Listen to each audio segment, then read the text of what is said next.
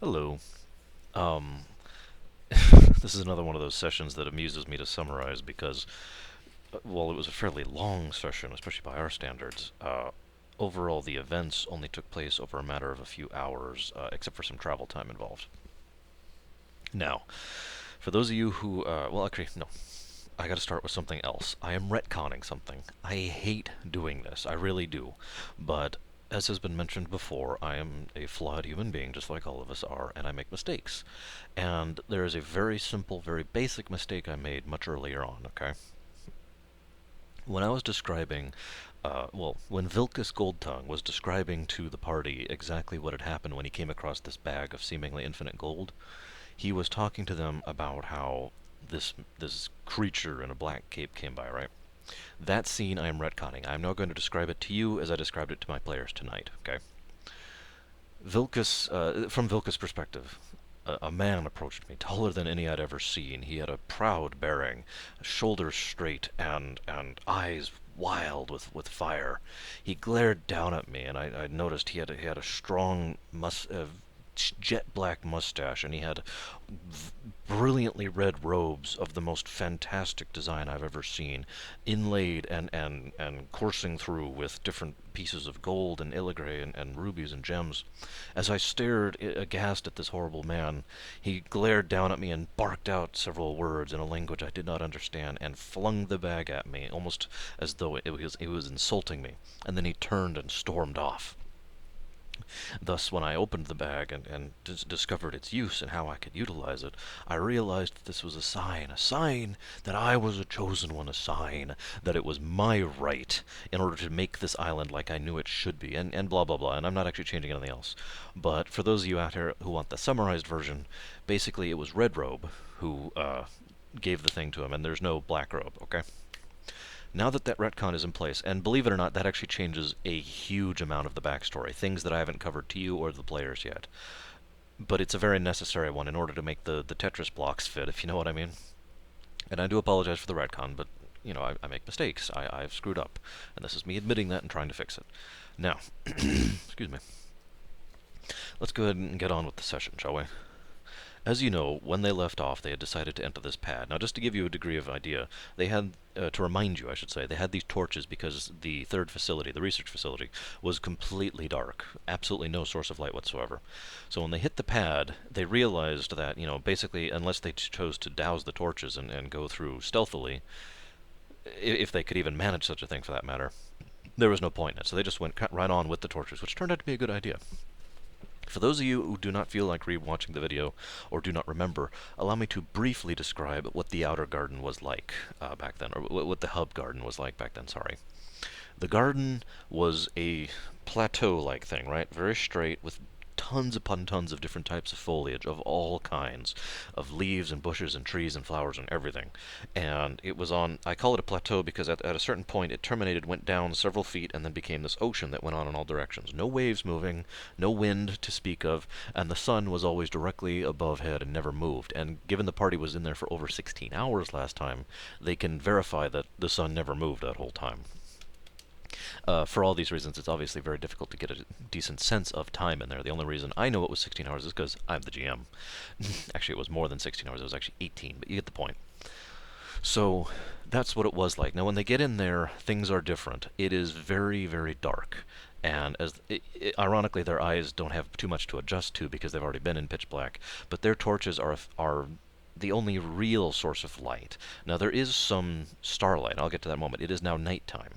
They look up at the sky, and there are no moons, and there's no sun, and there's nothing. There are stars, but the stars themselves are providing basically no light. I mean, there is a very, very small amount of light from the stars, but most of the light is coming from their torches. And they're just kind of like, okay. And they look around, and Flux was like, oh my god, because he immediately assumed that someone had come and messed with what he was referring to as his home. So they start, a couple of awareness checks later, they see very, very faintly good quite a ways further on, there is something that is glittering, and Flux rolls well enough that he can just barely peer out and make out it's some kind of chair. The fact that he can see it from this distance probably means it's very large, and that's all he's got. And he's like, okay. And for a moment, the two players are like, well, I guess we could, douse our torches and try and sneak up. And then they both realize that there's literally no point in that, because the moment they showed up with these torches in this level of darkness, anything, anywhere on the whole of this plateau would have immediately seen them, and just like that, there's no point. So they just kind of keep going forward. As they're going forward, the grass feels much weirder than it did before, and I say feels specifically. It's almost crunching. And Fiona Seal is the first one to notice this, and she only makes it a few steps before she kind of frowns. She says, "Hang on a second, Flux." Lowers down and brings the torch down and starts looking at the grass, and she discovers something very strange. If you can imagine a blade of grass, when I was doing this, I had the whiteboard out, and I was actually sketching this out, so forgive me for not having the props here, but if you can imagine a blade of grass, okay, certain chunks of it, randomly, throughout, are now gold. Now, when I say that, I do not mean, I want to make this clear, they are not gold-plated. They have not been inlaid with gold. They have certain parts of these blades of grass have become gold. And as they look around, virtually every blade of grass that they're seeing is literally somewhat flecked in this manner, right? Now, they do a couple of appraise rolls to really look at it and find out that this is actually full-on 24-karat gold. Now, for those of you out there who don't know what that means, that is pure gold. Base thing, the thing that they use to make other forms of gold that are actually useful. For those of you out there who have actually handled 24-karat gold, for example, if you were to press your thumb onto it, when you pull away, there will be a thumbprint there, because that's how malleable it is, right? And indeed, when they try to, examine the grass, the parts that are gold are just as malleable as they should be, but, I'm sorry, I should have mentioned this earlier, just like before, it immediately reverts to its previous status. The stasis field is still maintained, if you understand what I mean. And so they examine this for quite a while, and at this point Flux is really getting pissed off, because he considers this to be basically the most vile form of pollution, or even corruption, if you prefer. This is disgusting. I can't believe... Ugh. And so he is aggravated. And he has a thought, and I like the way the player does this. The player decided not to let the other character in on what he was going to do. He was just going to do it, okay? Now, this is one of those things that I had not planned for. Even though I knew the basis, I knew the framework, I knew why everything was happening, I never thought that he would try to do this.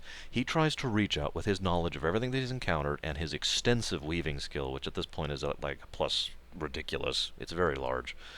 He has been taking nothing but feats of bonus to weaving, and he took some of the origin pieces that give him bonus to weaving. His weaving score is huge, especially for a level 3. Now, he reaches out and basically tries to... He has a theory that there is a source, a power, a spell that is continuously maintaining this stasis field, constantly reverting the island. Now let me explain the stasis field in brief, okay? Because it's technically a two-part thing. Any living thing that is brought into this plateau is healed all the way up to full. Now, mana will not be restored. That still requires rest. And this is what happened last time when they came here. They were fully healed. All their wounds went away. They felt completely relaxed. All of their pain was gone. They weren't fatigued. They weren't exhausted anymore. Their eyes were fine. It wasn't too humid. It wasn't too dry. They were literally in about as perfect physical condition as is possible to be as a organic being, if you follow me. The other side of it is their clothing and their gear and whatnot, which was brought on into this plateau, was basically locked into a sort of stasis the moment it was. In other words, if you brought a cloak into the plateau and you ripped it on the plateau, it would revert back to its original status. However, if you brought a ripped cloak onto the plateau and then tried to mend it, it would revert back to the ripped status. You see where I'm going here? It takes something of a snapshot the moment it's brought onto the plateau, and then it keeps it at that point. His theory is that something of significant power... I actually stressed this no less than 4 times during this session just to get across the point. One of the players was like, yes, we get it, honest. That whatever had done this was something of significant power. Of not the biggest power they've ever encountered, but certainly very large. Actually, arguably, this would probably be one of the most powerful things they've encountered. Probably the second most powerful, all things considered. Because what this did was actually changed what the program was, for lack of a better term. In other words, the island is now is supposed to be this. This is the new stasis. This is the new snapshot that is supposed to be reverted to. Now, for that matter, he also determines very easily and very quickly, based on everything I've already described to you. Oh, by the way, all the trees, all the bushes, all the leaves, everything has this gold problem. Okay, it is very obvious that he didn't, or she didn't, or it didn't succeed at this. Okay, whoever did this did not fully accomplish it. It is very probable that the night problem is also a resultant of this, or at the very least, related. So he thinks he can go back, and using his knowledge of how the plateau was when he was here, he figures that he can try and push that snapshot onto the existing one and try and guide it so that it will slowly revert back to the way he feels it should be, right? Now I keep saying the way he feels it because back then, I'm not even sure if I put this in the video, but there were several hints that that plateau, the state they found the plateau in, was not its original state. And based on what happens in this session, they are now more convinced than ever that that is true, and I'll talk about that in a moment. Now, this was such a unique idea that I decided to go ahead and let it happen. I tend to do that. If a player decides on something that I think is cool or interesting, even if I probably should say no, I'll still say yes, because they thought of something cool or interesting. Duh, right? So what I said happened, first I turned to the player who plays Fear and Seal, and I said, all right, we're doing you first. And at that, the guy playing Flux started laughing because he had an idea where I was going with this. And I'm like, all right, your brother just collapses. He falls to the fan, and you're like, oh my god. And you reach down. He still has a pulse. He still is breathing, but there is no, oh shoot, there's actually a term for that, medical term. There is no, I can't think of it. Conscious muscle movement. There's a word. Blank muscle movement.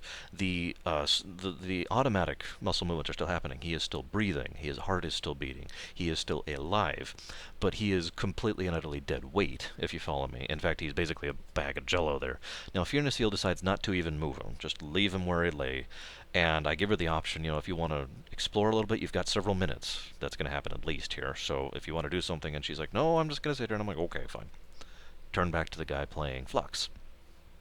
Everything I described to him was an allegory, because none of it was happening literally. So I'm going to try and describe it to you. I just wanted to get that bullet point out of the way so you understand that this is not literally what's happening. He reaches out with all his knowledge and all his power, and again, I just want to make this clear. This is not literal. He is not literally reaching out. With all his knowledge and all his power, he is reaching out with his very essence in order to try and reach this connection with whatever this place is. And as he's doing so, he feels a part of him that he didn't know was there kind of reach further. Now, this is a bad visual example because this is another arm, but if you can imagine the arms were both coming from this socket, and a second arm, almost intangible, starts reaching further. So here, let me do this aside. So you could see the fingers kind of kept going and reaching out even further until finally he actually reaches it, makes the connection. Now, the way I described it to him was very vague, and I did that on purpose. He sees a string. The string seems off, and in some kind of way. It's very difficult to describe. And above, he feels the pulsing power of the ley lines. Below, he hears the voices of actually a million souls, okay? And then I just kind of, and I looked at him, I was like, all right, what are you going to do? And he's like, oh, that's not what I was expecting, but okay, I'm going to reach forward, and I'm going to try and reach the string. I want to repair it. I want to revert it. And so I say, okay, give me a roll. And this was the important one. If he had failed this roll, and this was quite a high DC, I was just going to cut him off right here. But he did succeed. So he acknowledged, and I gave him the important fact. There's nothing wrong with the string. And so he surmises, quite logically, I have to go up or down. Now, occasionally I will do this. This is actually, I believe, only the second time I've done this, in this concept throughout this campaign. I want the player to choose. No rolls, no knowledges to give you any hints whatsoever. Only the information I've given you, which is very vague, or in some cases semi-specific. Pardon me. And your choice. So it's really simple, up or down. Do you want to go up to the ley line or down to the souls? Now, he debated this for quite a while, and I thought that was actually pretty cool. The person who plays Fear Seal and I kind of chatted for a bit, and then joked for a bit, and, kind of made fun. You should go sideways, go left, go left. Just kind of making fun as we do it. And he glared at us. Um, Finally, he decided he was going to go up towards the ley line. Now, what he wasn't in.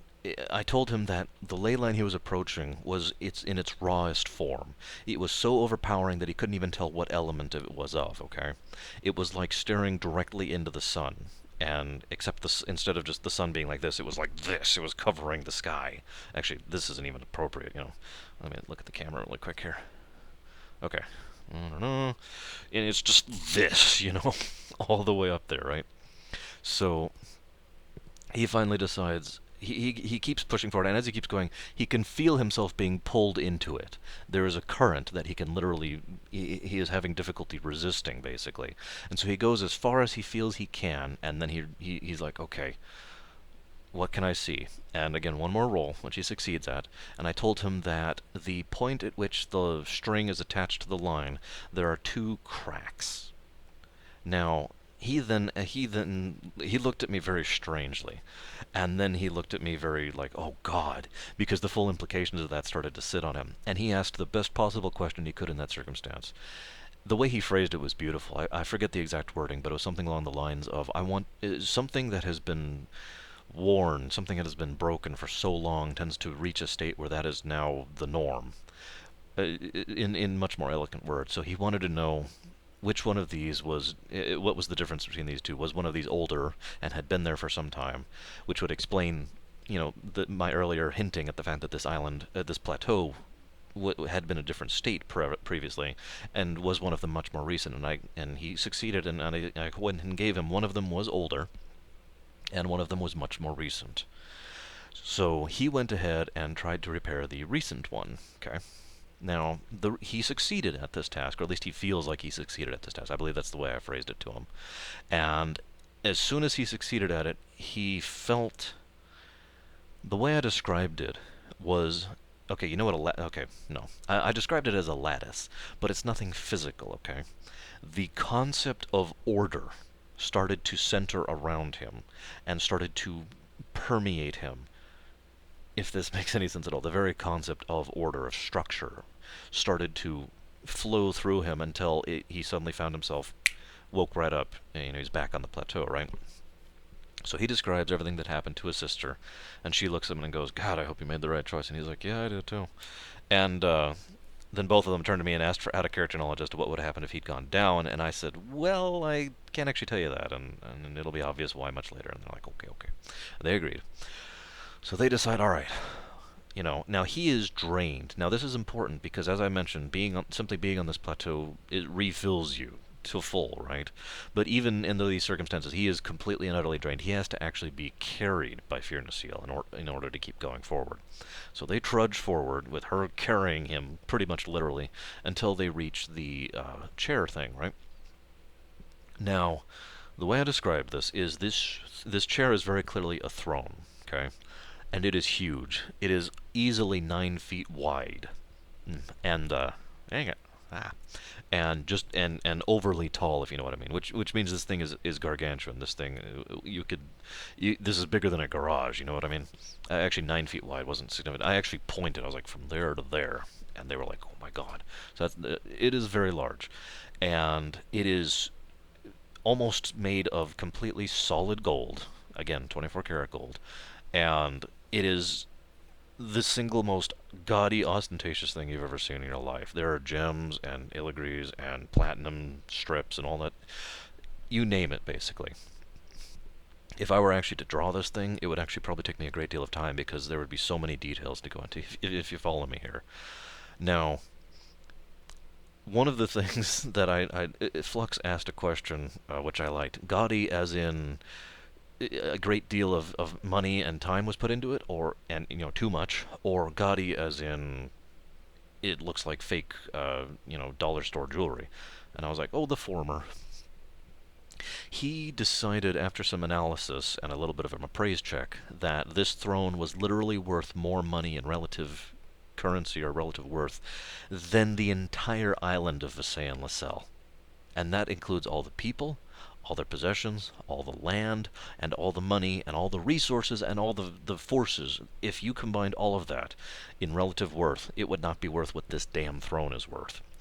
And I mention that point because it also gets across another point, that even by the standards of this mainland, which he is only now beginning to understand, this thing is over the top, even by beyond their standards. This thing is ridiculous. In front of it is a pile of large gold coins. And when I say large, I actually mean about this wide and about this thick. And these are, again, solid 24 karat gold coins. After some examination, I'll go ahead and describe the coin in just a moment, they discover that these coins have been individually enchanted, every single one of them, with a sort of preservation spell in order to, because again, it's solid 24 karat gold, which is incredibly impractical. But with the preservation spell, even if you bend and mold it, it will still revert back to coin status, right? I mentioned that to really get across the point that whoever coined this was not thinking practicality. These coins were effectively, by themselves, a sign of wealth, simply their existence, because every coin has to be made of solid gold and has to be magically crafted, because you simply could not carve the detailed things that were on these coins physically with any level of success and have them stick, and then had to be enchanted to stay that way, individually. So, the head of the coin had a very, very detailed picture of a man doing what I like to call the Lenin pose, where he's got the chin just jutted out there, and there's just a little bit of a beard right here, and he's scowling, he's looking off, trying to look all heroic, and his chest is pumped out and all that stuff. You know what I mean? And there's a great deal of details. There's like a fortress in the background that he's standing in front of, and there are words carved in the psionic language that say "Gold Lord." On the tail side, there is a large numeral 1 in the middle, and a word under it which roughly comes out as Galen. Galen is most likely whatever this form of currency is, whether it be dollar or pound or cent or whatever you want to call it. 1 galen is what this thing is. And on the back it also says, oh shoot, how did I specifically phrase it? I actually don't remember the specific wording I used. Give me a moment. It was something along the lines of third of the origin, is what it said on the back. Again, in psionic. Now, the coins are very obviously psionic in nature. If the language didn't give it away, there's sort of a signature in the way they craft things. The throne is also psionic in nature, but there's something odd about it, and after a little bit of further analysis, they realize that the throne is hollow. Now, when they try to analyze what is within it, and they succeed at a very specific knowledge check. Normally when I call for any kind of magical knowledge roll, I will allow knowledge elements, knowledge arcana, or spellcraft, with differing DCs for all three, because in my mind all three things are different, right? This time I very specifically called for a flat knowledge arcana, nothing else. And they were actually like, really? Okay. What they determined was that there was some kind of energy that was being contained within, or kept within, or for whatever reason was within this throne, okay? Now, this energy was not elemental. Now, that may sound like a mild thing to you, but within this setting, there is no such thing, if you understand what I mean. I mean, obviously there is because it's right in front of them, but all forms of magic are elemental to some extent or another. Even weaving, which is itself technically gray magic, as opposed to black, white, red, yellow, etc. Even weaving will have traces of one of the elements in it. For example, all the items that Flux has woven are earth elemental. All the items that they've encountered within the facilities are earth woven. You understand what I mean? This has no elemental signature whatsoever. It is neutral or empty or blank or whatever you want to call it energy. And so they decide that trying to puncture the throne to get to it would be an extremely bad idea. They do briefly consider stealing the throne, which would be a considerable effort given its size, but decide rather wisely to abandon that. So they're like, okay, one other thing we really want to examine while we're here. So they traipse all the way to the southeastern part of the plateau and find where there had been a bunch of flowers. Now, I described this last time. There were 4 bunches of flowers, each one they determined relatively made was there in reference to, I've completely lost that word, um, one of the four islands and the four primary elements. Now, I mentioned that because there are actually eight elements within this setting, but each one of these islands represented one of the four primary ones, right? Or I shouldn't even call them primary. One of the four ones that most people would imagine: earth, fire, wind, water. Okay. Now, one of the ways they determined this was the earth chunk of flowers over here. It wasn't actually separate. It was just this part of the foliage had flowers that they recognized, and they were all of a certain type of tone, earthy tone, silvery tone, that kind of thing. And they actually recognized these flowers as flowers from Vassayan Lacelle, thus making the logical connection. Well, when they get there, the very first thing they notice is the flowers are dead. It is worth noting that even in the stasis thing, they are staying dead. In other words, if you try and rip it or try to do whatever to it, it will simply revert. It will stay dead. Now, after a successful awareness roll, they notice something. There is a very, very small, like this wide crack leading from the edge of the plateau and out into the ocean, coming straight and almost directly mathematically bisecting this patch of flowers, and it keeps going for a bit further into the center of the plateau. Now, as they examine it with their torches, they see that it goes straight down like this, not like this, and it goes so deep in that they have no way of telling. It literally goes further than they have the capacity to tell. And as I mentioned, it's very thin. So they decide to examine it, and after another successful check, notice that the crack is starting to seal itself up. It is doing so extremely slowly. I actually did this by drawing out the crack, and then as I was demonstrating, I just started very slowly erasing the tip of it as I moved back in. So the tip of it is starting to seal back up, kind of like this, except much, much slower than I just demonstrated. By rough estimates, it will be roughly 7 days before that crack seals up back to the point at which it reaches the flowers. So both of them made a note, we would like to come back here in 7 days if we can, in order to see what happens at that point. Last thing, I know they spend a little bit of time here on the plateau. They then checked the other flowers. Now, the other flower beds were completely covered with those golden coins I mentioned earlier. Different ones, obviously. But when I say completely covered, someone had clearly went to deliberate effort in order to spread out all the coins in such a manner that they were continuously smothering the flowers. Because the moment the coins were removed, which they tried to do in one of them, the flowers popped right back up and were just fine, as they would be. Now, they decide rather wisely to go and replace all the coins there. They take one coin from one of those piles and go back and put it in the... Well, okay, what actually happened was they took one of the coins from the pile that was acting as a footrest in front of the throne and kept that. Now, then they decided to go ahead and take one of the coins from the flower pile and put it on the footrest one. And part of the reason why is I kind of screwed up. I assumed they would take all of the gold. They, of course, did not. Probably a wise thing, in all honesty. But I gave a very specific number, which was 2,653 gold coins there. So they both deduce, and there's in-character reason to deduce this as well, that there's probably a reason for that specific number and that they want to keep it that way. Having done all they can... Oh, one last thing. I'm apologies. This is actually the first thing I mentioned when they went out there. Originally, there was the teleport pad and this island as it was, and there was a door. The door led directly to the domicile. That door is completely gone, vanished, not even a sign that it was ever there. The only reason they know it was there was because they had been here previously. So, having done all they can, they go back to the pad and they discover that they can go to one of three destinations. They can go to the domicile pad, go back to the pad they had powered within the research facility, or go to the one to the outer edge where they could actually reach, the island. It is at this point that I bring up another point. The doorway leading to the first sanctuary is open. The sealed wall is wide open, and as of this point, they have no way of actually closing it. And that's an important point in its own right. Now, of course, the facility is off. All the facilities are off completely, but they are also wide open, so I just thought I'd mention that. They get outside. I spent some considerable time really going in depth into everything they saw, so you'll forgive me if I indulge for a little bit.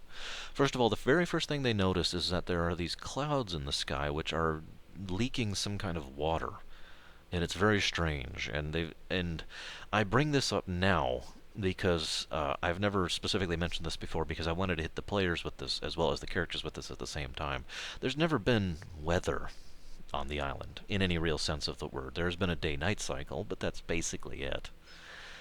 And they're looking up at these clouds which are raining over a decent portion of the island in what I can only call utter and complete confusion. One of the players actually had a really awesome response to that, which says, "Well, that's the seventh impossible thing I've seen today." And I thought that was a pretty nice reaction. So they're like, okay, and I go ahead and have them do another awareness roll, and they realize that something is very strange. And as they listen, they come to realize that everything is quiet. Not completely silent, but much more quiet than it should be. This is, for those of you who don't know the area, the entrance to this outer facility is about halfway up a mountain, which is mostly forested. Now, for any of you out there who have actually been out into a forest on a mountain, you know just how loud it really is. You know, bugs, birds, foliage, wind, all these things. It is much quieter than it should be. One of the characters then turned to me and said, "If we hear the sound of a freight train, I'm going to smack you." Which I didn't actually get at first. The sound of a tornado, in other words. But no, they do not hear that. They hear it is very quiet, and they're like, okay, let's go, guys. And so they immediately start off for the Redoran capital of the place's name I can think of right now. And as they're going, the ground itself feels off. Now, this is just another one of those things that they just kind of take in stride. But the way I described it was the ground either the ground was artificial is what the characters decided. And so now that it's no longer being maintained, it's no longer being maintained, and so it's a lot, it's actually going squish, and it's actually being brittle, and they're actually making footprints and stuff like that, things that had never happened before. As they go further, they see trees are rotting actively, and I shouldn't say rotting, I'm sorry, that's the wrong word, are actively falling apart, branches falling off of them, and several of the trees have started to tilt, and their roots have come up out of the soil, that kind of a thing. As they're journeying, they see several harpies who are trying to rebuild one of their nests and failing at it because none of the wood is actually staking in place. None of it is actually being sturdy enough to support their weight, that kind of a thing. When they get further down to actually, to the sea level area. Oh, and by the way, I'm sorry, I should have mentioned that. The very first thing they notice is that the waterfall thing is gone. I only mentioned that to get across the point to them because this is the first time the characters do actually know that they did raise the island. They are now looking at, well, the ocean, the sea level is now the sea level. There's no longer the waterfall and the stones. And by the way, the stones that were all around the island are now gone completely. So they start going down, and they get to the point where they're at sea level and find a road and start moving north, and they see several people who are messengers, and these messengers look very clearly like they are worried or terrified, but professional enough to keep doing their job. They're still trying to get the messages back and forth, and there are actually quite a few of those. They also see quite a few pigeons, carrier pigeons that are trying to, and I say trying to, get information to and from in their usual manner, but they are failing. In many cases, they actually see several carrier pigeons crash because they don't know how to fly in this kind of air, and they don't know how to fly in wet air. And they do actually, if you could picture it, this is where the rain is, right? They start off over here, and their destination is up here. So they go right through the thing and actually get soaked as they're running through rain. And I actually, it was great when they first entered the rain. They paused, and this water is just falling on them, and they look at this guy and they just go, "All right, whatever. Possible thing number 8. Let's go." you know. One of the things I made a point of describing is that the soil is being very violently displaced. Now, what I mean by that, any of you out there know that loose soil, like a poorly kept backyard, for example, will be displaced and it get extremely muddy by rain, but not that much. This is much, much worse than that. This is as though the soil itself is not disintegrating, but not not as solid as it should be, okay? Not as dense as it should be. And so they actually see multiple mudslides that are starting and are starting to wash in general directions as they go forward, and it occurs to them that they are in a very much hurry. I mean, granted, they already were, but the more they see, the more they start to understand that this is going bad extremely quickly. Now, it also occurs to them as they're traveling several other things, which I will share with you now, in case nobody out there has put 2 and 2 together. I'm not trying to call you dumb, I'm just laying it out. All of the arable land that they use to grow food is not arable anymore. All of the trees that they use to harvest lumber for are basically no longer tenable. All of the resources that they had mined, copper and gold and very, very small amounts of iron and perial, are basically inaccessible at this point and are no longer replenishing, more importantly. While there is a significant fishing trade, it is within a matter of a week, food is going to become an immediate problem. And that's just one problem. There are many, many things that are going south in a hurry. And one of the very next things I mentioned is construction, architecture. A lot of the buildings that were built were magically enhanced, were magically designed, and because it never occurred to them to do otherwise, all of them were drawing a continuous, if small, amount of energy from the ley line because there's just a constant power source there in order to maintain them. So, for example, when they reached the fortress and the capital city of Redoran, several of the buildings have collapsed in on themselves in certain sections, and because they literally were not physically made to support that. You can make a building that tall, even with older technology, but they didn't have the technology, they didn't have that knowledge of architecture. They built it magically, so the buildings can no longer sustain themselves. And many other things are going to be problems as well. I would like to mention one that I haven't brought up yet. Disease is going to be a problem. And yeah, I guess I can go ahead and stop there. But a lot of things, we're basically looking at an end of the world scenario for these people. There is one thing that I do not give the characters, and that is the theory that has been postulated about the fact that the island might actually disintegrate, might literally physically break apart as a result of this change. Now, this is important. One of the things I did, as they're traveling, they start talking. One of the things I did, I promised the guy who plays Flux that there would be something of an info dump to his character at a certain point in the storyline because, well, basically because he had a problem with it. While the character who plays Fear Seal likes the idea of discovering and exploring the rest of the world without knowing anything about it, he wanted to not be acting like the country bumpkin as he goes through, and so he was very adamant on this point. So I made a compromise with him.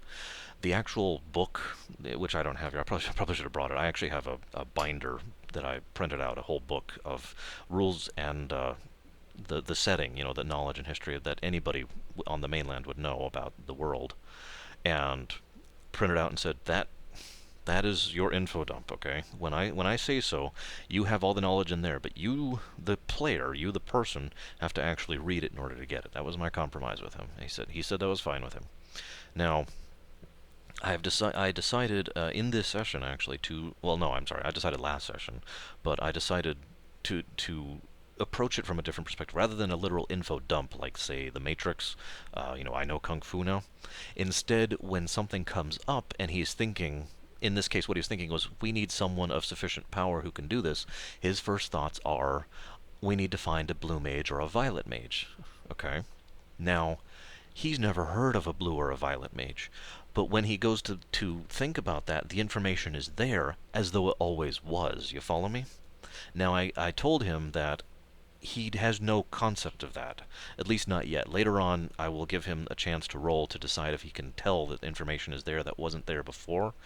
But for now, for all intents and purposes, he always knew about this. This is information that he's always known. And so the two characters actually got into a bit of an argument, a bit of a yelling match, as he was like, we need to go find a blue mage and a violet mage. And her response was, a what? And a what? Because she's never heard of that. And the two actually started getting angry about it in character. Obviously, the two players were fine, because he thought she was just being stupid or playing stupid or whatever, and she thought he would just discovered some source of knowledge that he decided not to share with her or whatever. And after basically settling it by her dropping the issue, he comes to this conclusion: we need to find this now. And I told him, anything you want to know about blues and violets is there in the book. And he did actually, to his credit, bring it out and start reading about them, because he was going to describe it to Fear Seal, and then he decided, and so, that whole argument continued. So they make it to the capital city, and it is in dilapidation, to say the least. It is not doing very well. It is not actively raining here, which is nice.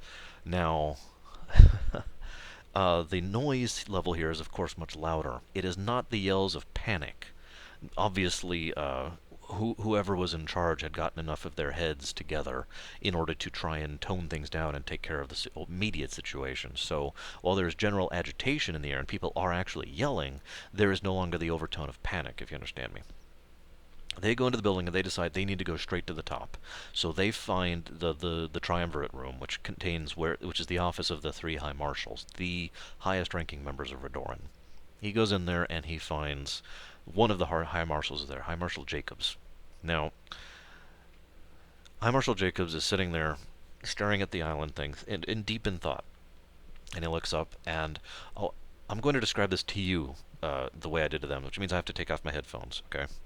But the difference here will probably be pretty apparent to you. Just so give me a moment here, okay? This is how you and I see, right?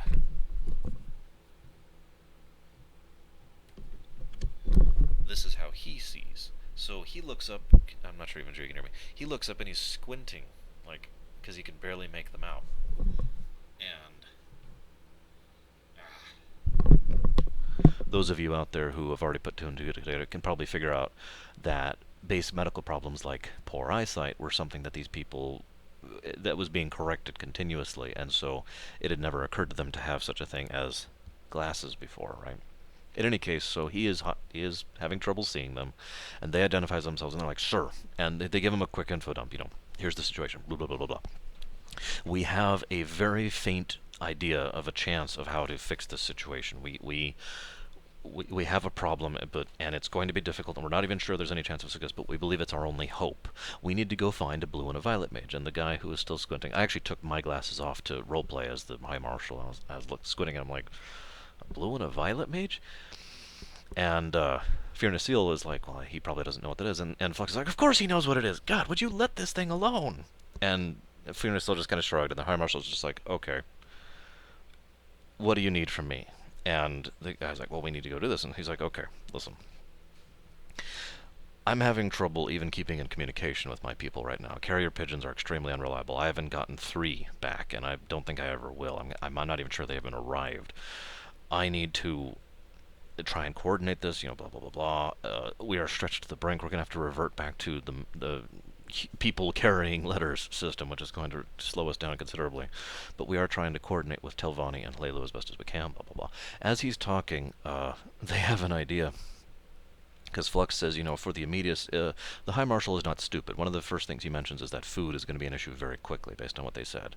And they're like, yes, of course, but we have an idea. We need to start reaching out to the sea to deal with the immediacy for the next several days, and indeed the next several weeks. We need to be living off of seafood. And fortunately, there is that's something that's already been a part of the island, so at least they can work on that. As he's mentioning that, Flux turns to Fear Nasil and just is like, because he just had a great idea, and this is the second time that they've done something that surprised me this session. Fear Nasil uses her control of flora and fauna power, or she will, I should say, in order to coerce a great deal of edible sea life to literally come leap onto the shores, leap into the ships, leap into the nets, that kind of a thing, in order to give an immediate boost in the amount of seafood.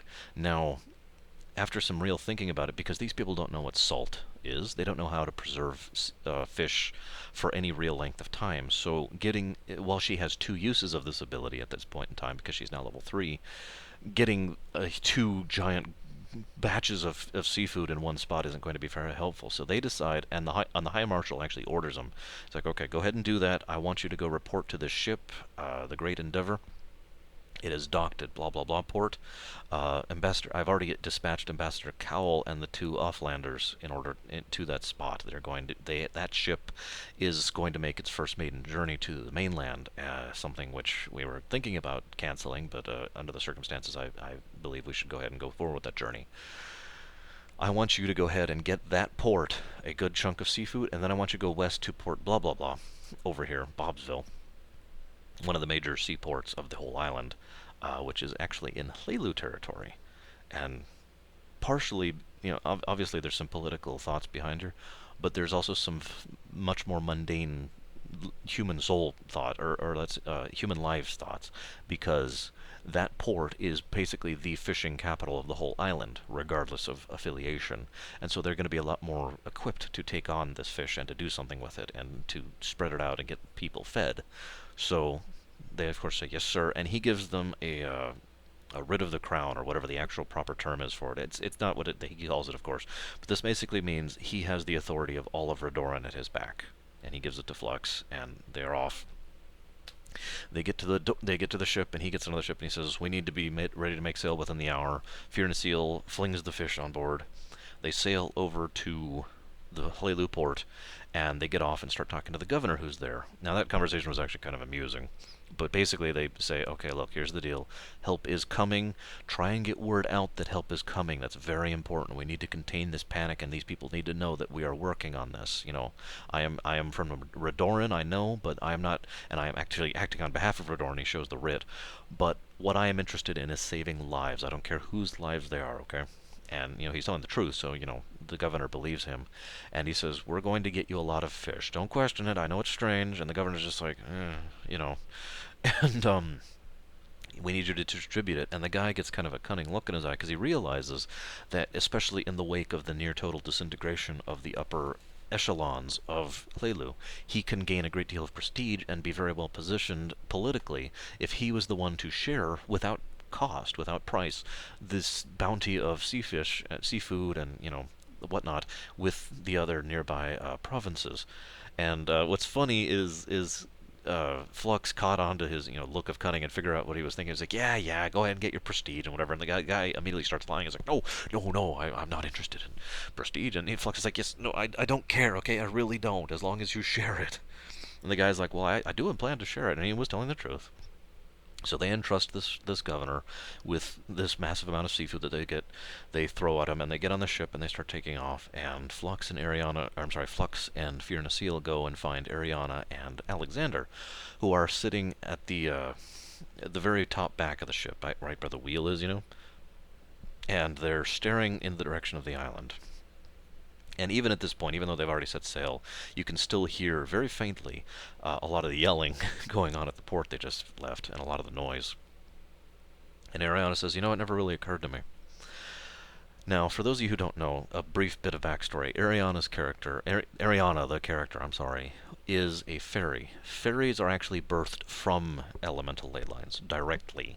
There's actually a pool which is physically connected to one of the ley lines, and they come out of it fully formed, adult and knowledgeable and all that stuff, right? That's how they are birthed, and it's a fairly regular thing. I'm sorry, that's not what I mean. It's a very normal thing, but it's not very regular. New fairies are not created in this manner very often, okay? So they have an intimate understanding of the elemental ley lines to begin with. Ariana herself was especially gifted in this art, in the art of elemental construction and whatnot. And so she laments, I said it in character at the time, but she laments how she was so amazed by the wonder of this beautifully constructed, beautifully crafted island, that the fact that it was crafted fell off, and it never occurred to her to start preparing for what would happen if that backing had ever been removed. And she is lamenting this because she feels like part of this is her fault, because she knew literally the first moment she woke up on the sands of Visay and LaSalle that this entire island was crafted, was artificial, was built. And it was built with incredible amounts of power and knowledge and skill, and was directly connected to an elemental ley line. It was pulsing with it. She could feel it in the air, and she could hear it constantly. And it never really occurred to her to actually do anything about it, because she was so wrapped up in the politics and the diplomacy and in the wonder of exploring this island that it never occurred to her that it might be a bad thing if that ley line connection was removed. She doesn't have to be told. In other words, is what I'm saying. She knows exactly what happened. The very moment that the island raised, or I should say reverted, because as I've mentioned before, it wasn't actually physically lowered, it was warped. The moment the island reverted back to normalcy here, she felt instantly, literally that very moment, that the ley line had been removed forcibly, and it took her breath away, no less, because she hadn't even realized how much of its own energy she had been drawing on without even thinking about it. Now, as they talk about this, I'm going to end on a bit of a cliffhanger, but I want to keep talking a bit after that, okay? As they're discussing this thing, Flux goes to her and says, "Look, we believe we have a plan. We need someone of significant power to try and move the ley line, reattach it to the island, or we don't even know what to do. Mass evacuation may be the only hope at this point if we can't manage that. there any blue or violet mages of this era? And he says this specifically because credit to the guy. He did actually read my article, my 3-page thing about blue and violet mages. They are not a commonality. Usually you only see one of any given type in any given era, right? So he is asking, in this age, are there any? Have there been any? Now Ariana thinks about that moment. Of course, she knows exactly what he's talking about. And she says, well, it has been many, many years since we've last had contact with them, but I can try and see if I can get a hold of the Lady Airfall. Now, unfortunately, I had to give this piece of information to both players separately for real-life reasons. But the moment I mentioned it to Fiona Seal's player, she recognized the name immediately, and her eyes got wide. Well, as soon as I explained why that name had significance to Flux's character, because he had forgotten, his eyes got wide, as both of them were like, oh god. For those of you out there who have not remembered, the Lady Aerofall was the one who they had seen referenced more than once within the second facility, the domicile. They actually saw a vision, an echo of her and her husband, the Lord Rytheron, who were discussing an incident with the Mandokir and trying to figure out exactly what they were going to do, blah, blah, blah. And they saw a shrine dedicated to both of them, saying, you know, our eternal gratefulness to Lady Aerofall for this wonderful sanctuary. So they have strong reason to believe that Airfall is actually the one who made the island. And so the mere thought that this woman, oh, by the way, I already gave a date. It was something like 379, something like that, years ago was when these events happened. So this woman, if she is still alive, is extremely old on top of everything else. Now, Flux, after he recovers himself a little bit, because he does actually look at her in shock for a moment before he says, I don't suppose we could get a hold of the Lord Rytheron instead. To which she says, no, nobody's seen the Lord Rytheron since over a century ago at this point. And so he says, okay, well, anything you can do to get hold of Lady Airfall, I would be immensely grateful. And she says, yes, I will do everything in my power, and I assure you, Flux, my diplomatic prowess is not insignificant. There's a reason they sent me to this island and no one else. And, yeah. Now, that's basically the cliffhanger. That's the point at which it ended. The ship is on its way, and in a couple days' time will dock at Holtberg, the capital of the Eluvian Kingdom. Now, I actually have a great deal of work to do in prep for that, because we're supposedly going to be playing tomorrow, which I'm very much looking forward to. I've been looking forward to them landing on the mainland for a considerable time. One other thing I'd like to talk about. Something was suggested by a friend of mine that I considered a lot. In fact, I'm almost considering. Obviously, I'm not, because, you know, well, I mean, I could still do it, but I rejected the idea for good reasons. Yet, this is going to sound like something that a GM would throw out specifically to punish the player, specifically to be, you know, the GM versus player thing.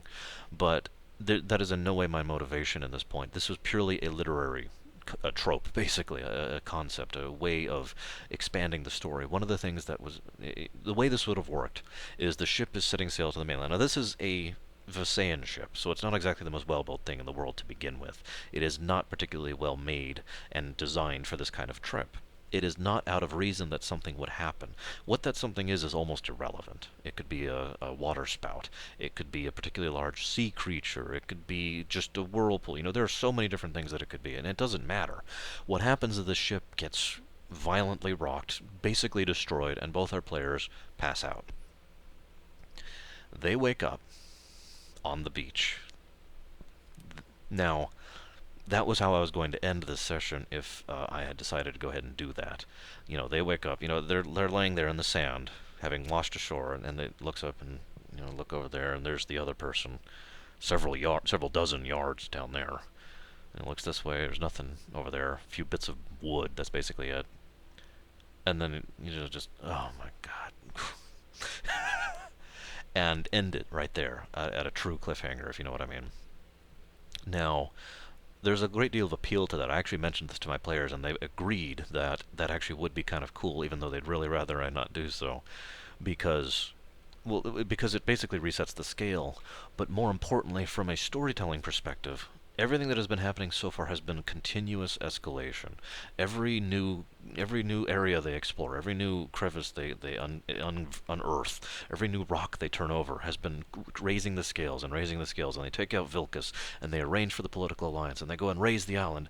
And then they encounter the plateau and everything is wrong with that. And then they see just how screwed the island is and they try to save it. And they get out in the boat and the boat gets destroyed. And then it all gets reset all the way back down to the bottom. This is that pacing thing I've talked about so many times in my gaming videos. Because now all they have is what was on their backs and nothing else, and they have no idea where they are. And that's why I described it very specifically. They are on a beach, and that's 100% of the information they would get there. I don't say which beach. I don't say where. I don't say anything else whatsoever, because their characters don't get anything else whatsoever, if you know what I mean. They have no idea. I admit part of the reason I like this is it's been used in a video game that is one of my favorites of all time. I hadn't actually realized the connection until my friend who was telling me told me he had taken inspiration from it. Final Fantasy IV. Right after the ship gets taken by the Leviathan, and Cecil is... It goes through exactly what I just described. The ship is destroyed, he gets passed out, he wakes up on a beach. Now, obviously I like that kind of thing, and I really like the tone it sets, because everything has been going to hell, and then it gets worse, and now you have nothing, and now you have to work up from nothing. Out of character, there's actually only one real reason I have decided not to do this. With the destruction of that ship, and the massive amount of Perial it had on board. By the way, they loaded this ship a great deal down. They loaded it with basically all the Perial that they had, which at this point is basically all the Perial they do have, period. They can't get any more, if you understand me. So that's the full total wealth of the island that is on that ship. So that's gone. Anyone who knows anything about the island, gone. No idea what happened to Ariana, no idea what happened to Alexander, no idea what happened to the shipmates. The only two survivors are the two-player characters. Now, or I should say the only two survivors at the moment. That pretty much ensures the island's destruction for all intents and purposes. Their circumstance would only get worse and worse and worse until mass evacuation began considering. Now, the people there are smart, and thanks to the players' influences, one of the things they have done is gotten the gears in motion for actual diplomatic and political ties. Now, that may not sound very important at a time like this, but it actually is, because it means all three houses would be coordinating as one, as much as they are capable of doing, in order to basically forge a mass exodus, because the island would just be getting worse and worse, and they have no idea how to deal with anything, especially since food is a very immediate problem, and medical care is getting... basically isn't, if you know what I mean. They can no longer weave any of the items they could because they were so used to drawing on the ley line, and even the mages, in stat terms, all of the mages on the island de-leveled several levels because they were so used to that constant energy source. So all the white mages on the island weren't exactly as good at healing as they used to be. You know what I mean? So a white mage would get tapped relatively early, long before even healing all the injuries and all the diseases within a single village. And there's far less white mages than one per village, if you know what I mean. So the point is the island would continue to disintegrate and they would have to evacuate. Now, I already decided they would succeed at that. Because they managed to get the three houses united, because they made history, the players did, I decided that if the players dropped off the face of the earth for whatever reason, and this is how I tend to plan my future plans, as I've mentioned before. If the players were removed from the equation, what would happen? They would unite, they would get on the ships, and they would forge a mass exodus and go in a general direction that they were told to go in, which is northwest, if you're curious, and land in the Show Empire, actually. Now, they would survive. There would be deaths. There would be many deaths. And I'm not sure the Show Empire would be the best place for them to be, especially at the point in time in which that would be. I don't want to get too far ahead of myself in terms of spoilers, but suffice it to say that that would probably still be a bad thing. They would live. Well, they would survive. And that's basically all I could say for that. And that is ultimately why I decided not to do that, because I hated destroying these characters' homes. I wanted to give them a chance to fix this situation. I wanted that. And both of my players have forged a surprising connection with the Visayan Lascelles and its people. I say surprising because one of these players was very avidly against the whole idea of the island when I first was talking to him about how he was starting there. But They both very much want to save this place, and if I did the ship crash thing, I can almost guarantee you they would fail at fixing the situation, and I didn't want to do that to them. And that's my GMing style in a nutshell. Now, I have a great deal of work to do in prep for them landing in Holtberg and everything and describing that massive metropolis, so I am going to have to, go work on that. But you guys hopefully will enjoy this little story and hopefully enjoy tomorrow's as well. I will see you guys on the flip side.